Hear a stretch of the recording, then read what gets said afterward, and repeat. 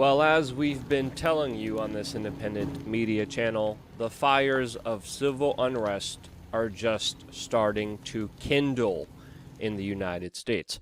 Welcome back, beautiful and amazing human beings. This is Luke Rudkowski of wearechange.org. Of course, a lot of important things to get into today, especially with all the latest events that just unfolded in Wisconsin and all throughout the United States. Lots of important commentary, details, and analysis that you can't get anywhere else. Now, we have to understand what we're seeing in major cities all across this country, whether New York City, Portland, Seattle, Charlotte, Denver, or Kenosha, Wisconsin right now.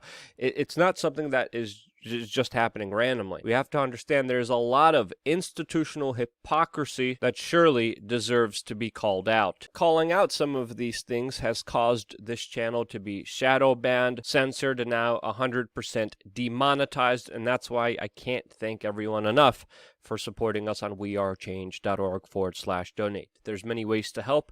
Even without spending a dime, your support is more important than ever. And also, as a reminder, tickets are selling out very fast and are very limited to our one-on-one special self-defense survival training happening this Sunday, noon, near Concord, New Hampshire. If you're near Concord, New Hampshire, and you're interested in doing this one-on-one survival training course with me and my Green Beret Special Forces friend, please click the link down below to reserve your spot before they are sold out. Now, the United States has seen yet another ugly demonstration of senseless violence that rocked the city of Kenosha, Wisconsin, as cars were smashed, buildings torched, properties looted, and citizens injured, as we had a second night of unrest after yet another police-related shooting that is being hyped up by the U.S. mainstream media. Terribly ugly scenes that saw many innocent people in the crosshairs of it as people were randomly targeted by a mob, and some had their entire lives burned right in front of them. And the images that you're seeing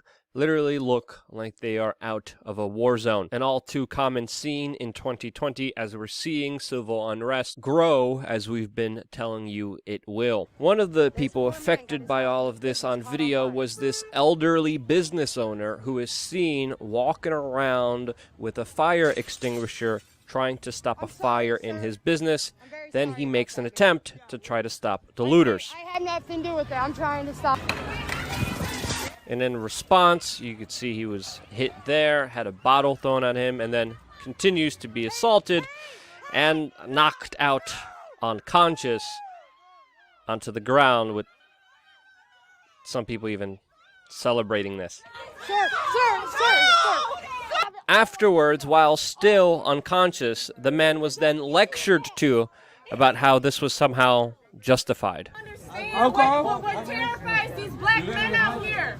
They're not making it home to their families. Understand. Respect. How about that? It's called respect. Yeah, respect, which again we've seen absolutely none of by the people who just robbed and assaulted that man, but we're seeing the same kind of lines being reiterated, which we see on mainstream media and by many of the celebrities, is that black men are terrified and they're not returning to their homes. And we're seeing the same exact talking points being puppeteered by soon-to-be billionaire celebrity NBA star LeBron James, a man who became super rich because of slave labor in another country, who is now literally using the same exact talking points, talking about how black men, black women, and black kids are terrified. And when you look at that talking point, it kind of actually makes sense, especially with all the fear-mongering that has been going around by the mainstream media and by the establishment. Fear-mongering over something that statistically is a very low risk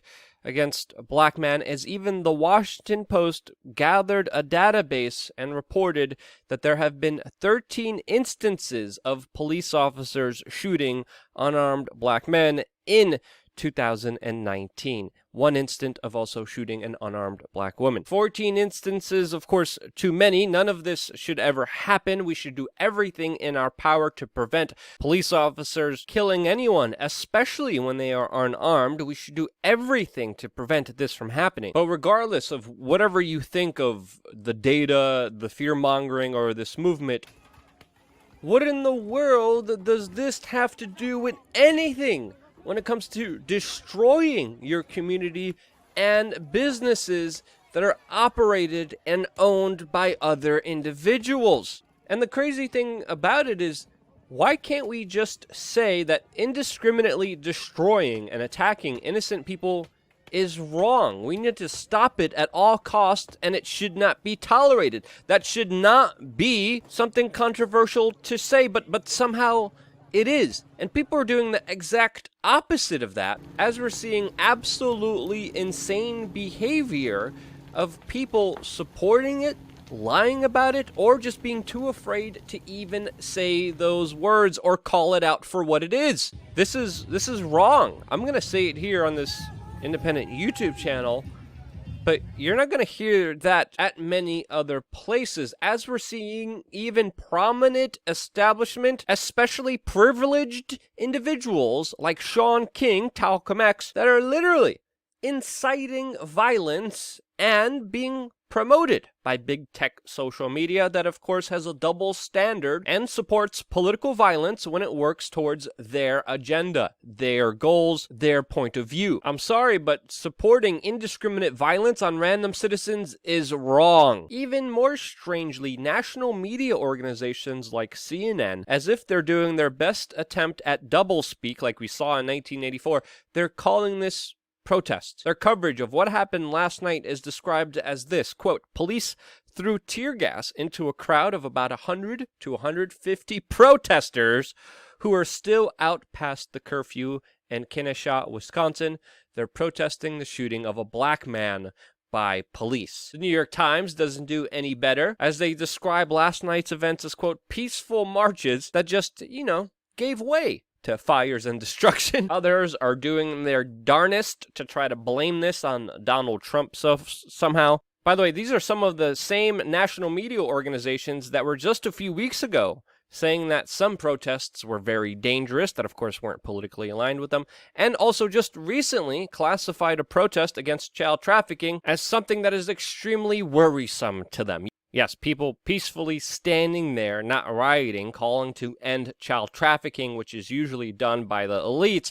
Yes, that's extremely disturbing to CNN. Meanwhile, rioting is now somehow peaceful protesting. And I'm sorry, but that's absolutely illogical. That's absolutely insane. That's absolutely a bald-faced lie and a disrespect to anyone with a little bit of intelligence. Now, don't get me wrong, I'm not one of these thin blue line Trump supporters. There still are important issues to bring up when it comes to police accountability. We have to understand here, the Kenosha Police Department said that the shooting that sparked all this was excessive force in itself. Jacob Blake, the man who was shot, is left paralyzed and was shot 7 times in front of his 3 children. Now, the police are still investigating exactly what happened, what led up to this event. So far, the rough story that we have is that this man stopped to try to prevent 2 women from fighting each other. The police intervened, and we're also finding out that Jacob Blake also had a warrant for his arrest after he was charged with 3rd-degree sexual assault, trespassing, and disorderly conduct in connection with domestic abuse, an event that happened on July 6th. Now again, depending on what political side you are on or what movement you support, you're going to see a lot of nitpicking of certain facts and certain elements here. I do not wish to do that here on this independent media channel, but I do wish you to provide you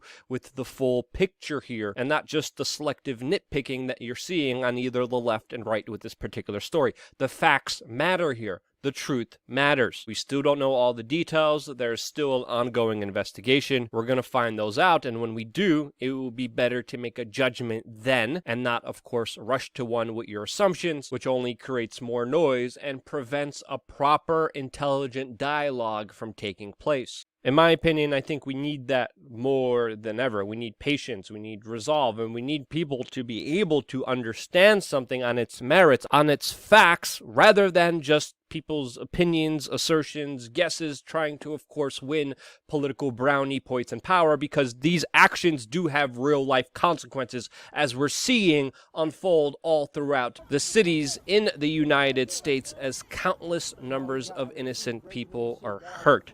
Again, another thing to really consider here is exactly what's happening with this particular movement, with this particular protest. as right now you're watching video footage of police officers detain what looks like looters and also other individuals with assault rifles and then quickly let them go. Now again, we don't know the full circumstances surrounding this particular event and what exactly happened here, so we're not going to rush to judgment, but we have to understand U.S. police forces are militarized. I have seen them many times squash protests, squash peaceful movements, effectively in a blink of an eye, conduct extremely quick and effective crowd control. Because of George W. Bush and also Barack Obama, they are armed with the latest military technology. And we have to ask ourselves throughout all of this, what are they doing?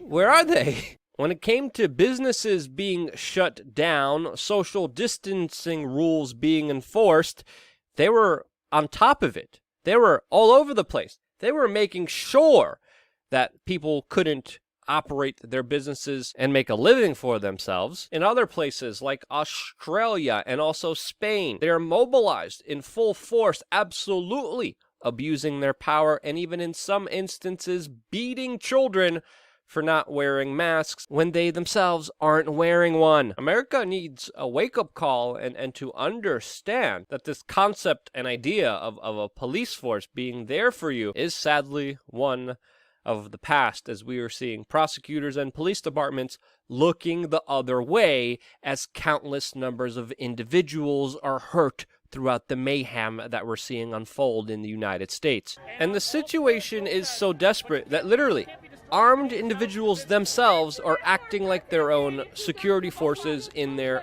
communities. Of course, to the response of some protesters that are screaming at them, cursing at them, and saying they're not with them because they don't support the indiscriminate burning down of private businesses and the community. As you see here, where an armed man trying to prevent some of the violence is screamed at and, of course, verbally assaulted.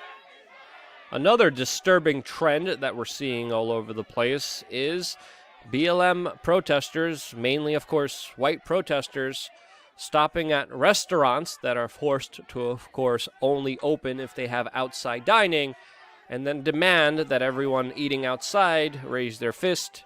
If one of them doesn't, they scream at them, verbally abuse them, and in some instances even physically abuse them for, of course, not supporting their cause. And I'm sorry, but when your cause is violent, when your cause is supported by all the multinational corporations, when it has the mainstream media shilling for it, when it pushes the divide and conquer narrative, when it is discriminatory in itself and points the blame on an entire race of people, is organized by Marxists and communists, just like the official BLM organization that calls for the separation of the family structure, I am sorry, but that is not a movement that I will ever be a part of or support. It is a violent movement that is doing the bidding for the establishment, and of course fueling the fires for division and more civil unrest ahead, as we are already seeing many violent acts on both sides, escalating shootings recently in Pennsylvania, where luckily no one was hurt, attempted ambush assassination attempts on officers, and with gun ownership spiking, 2 million new gun owners just recently in the United States, possible food shortages in the future, a major economic tsunami devastation on its way. What do you think